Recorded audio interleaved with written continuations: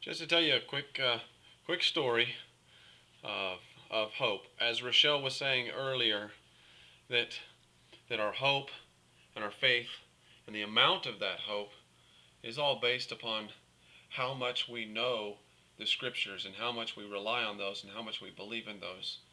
Um, some of the scriptures that helped get me through this as the whole process started, from laying on the ground at the accident, being in the helicopter, being in the emergency room, the ICU, and going through all of those times where I couldn't feel my limbs, I couldn't move things, I was scared. Some of the scriptures that I used to hang on were things like Genesis 50, verse 20, where Joseph basically told his brothers what was intended for harm, God actually meant for good.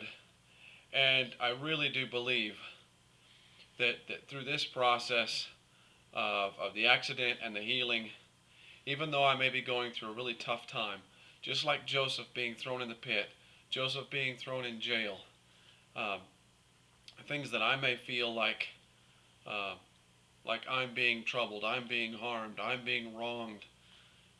If I feel down, if I feel like I'm in the pit, I do know that God is faithful, and I do know that if I'm in the pit and I do have a good attitude and I share that and I'm seeking God and I'm trusting in God, that even in the pit I worship God.